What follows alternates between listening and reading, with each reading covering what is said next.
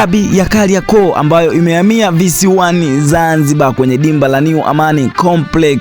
Sasa hapa tunaenda kutazama kikosi cha Young African. Mwalimu wa Young African ameamua kufanya mabadiliko ya kikosi na kuanzisha kikosi ambapo kwenye michezo iliyopita ya nyuma Young African mwalimu alifanya rotation ya kikosi, yani mapinduzi ya kikosi, ambapo alikuwa anawapa nafasi wachezaji ambao walikuwa wanakosa nafasi, lakini pia makinda wa kikosi B kucheza kwenye michuano ya Muungano Cup. Sasa hii ni hatua ya fainali ambayo inawakutanisha na wasimu wao wakubwa hapa Tanzania, Simba na Young African. Sasa kuelekea mchezo huo, kocha wa Young African ameamua kufanya mabadiliko ya kikosi na kutangaza lineup strong kwa ajili ya kwenda kukabiliana na wekundu wa Msimbazi. Je, ni kikosi gani ambacho amekifanya kocha wa Young African? Tunaenda kuchambua hapa Tubone Media. Kamkawa kula kisha kanasi mwanzo mpaka mwisho. Lakini pia wewe kama ni mgeni na unapenda football, unapenda michezo, unapenda update zinazo trending kila siku kwenye upande wa michezo, basi hapa ndipo mahali pako. Hii ni Tubone Media na mimi ni Tubone, na hivi ndio vitu ambavyo tunavifanya hapa Tubone Media. Hakikisha umesubscribe na kubonyeza alama ya kengele, kwani kwa kufanya hivyo, kwa kusubscribe na kubonyeza alama ya kengele, basi moja kwa moja utakuwa umejiunga na familia hii ya michezo na utakuwa mtu wa kwanza kupata taarifa kutoka kwetu.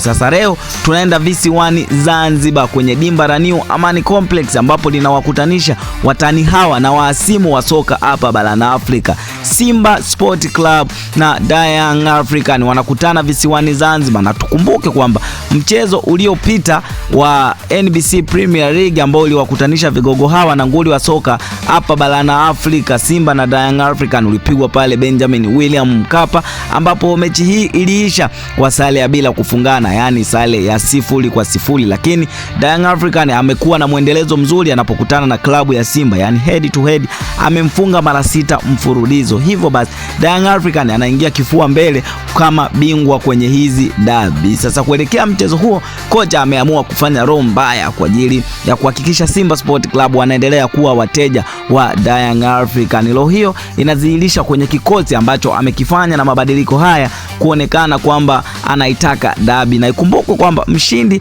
kwenye mchezo huu basi atapata nafasi ya kutwaa ubingwa wa Muungano Cup 2025 2026. Sasa swali linakuja, je, kati ya Simba Sport Club na Young African nani ataweza kuibuka kidedea? Kwa maana sio mshindi tu kwamba atashinda, lakini pia mshindi ataondoka na ushindi atanyanyua kwapa, maana hii ni fainali ya Muungano Cup hapa visiwani Zanzibar. Sasa kuelekea mchezo huo, kocha wa Young African amefanya mabadiliko ya kikosi na kikosi hicho kinakuja kama ifuatavyo, lakini ikumbuke kwamba Young African ndiye ambaye anaingia kifua mbele kwa kushinda dabi nyingi kwenye mchezo wa Simba na ya. Naam, kuelekea mchezo huo kocha wa Young African amefanya mabadiliko na kikosi kipo kama ifuatavyo. Namba 1 amekaa Djigui Diarra na ndiye golikipa namba 1 wa Young African. Tunafahamu uwezo wa Djigui Diarra akikaa langoni, hususan kwenye mechi hizi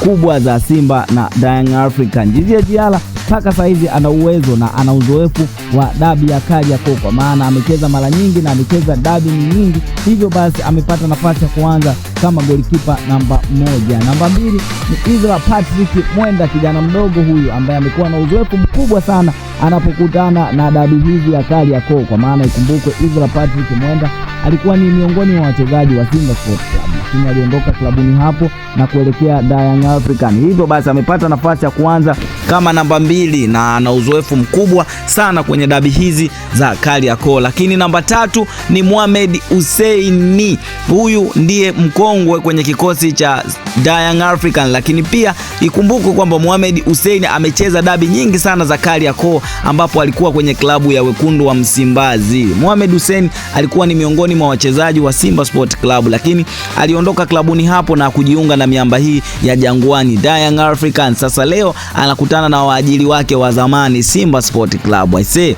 moto utawaka na hii dabi sio ya kupanga kukosa.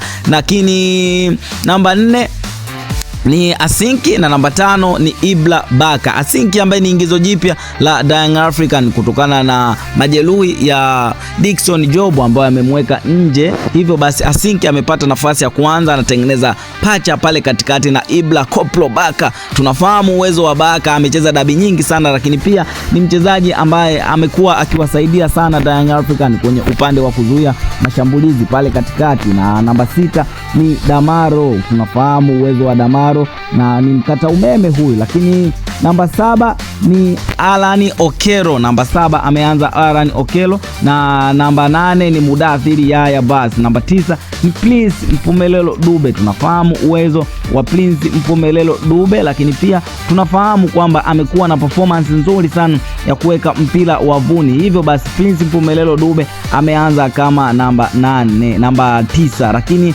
namba 10 ni Mudathiri Yaya Bas. What a performance from Mudathiri Yaya Bas. Mudathiri Yaya Bas tunafahamu uwezo wake, lakini pia amecheza michuano mingi sana akiwa na Young African, na pia huyu mchezaji amecheza dabi nyingi sana ambazo mpaka saizi zimempa uzoefu sana ambapo wanakutana na wekundu hawa wa Msimbazi. Lakini namba 11 ni Pacome Zouzoua. Tunafahamu uwezo wa Pacome Zouzoua, ni winga mmoja hatari sana. Ukizungumzia mawinga watano hapa Bongo, basi huwezi kumkosa kumtaja Pacome Zouzoua. What a performance from Pacome Zouzoua. Hichi ndicho kikosi mwalimu wa Young African ameamua kuanza nacho, na ukianza kuangalia nature hii ya kikosi basi ni low mbaya kwa Young African, na ukianza kuangalia ni kwamba mwalimu wa Young African anahitaji matokeo kwa namna moja kama nyingine. Sasa nature ya kikosi kinaonekana ni kikosi ambacho kinaenda kukabiliana na wekundu wa Msimbazi, lakini pia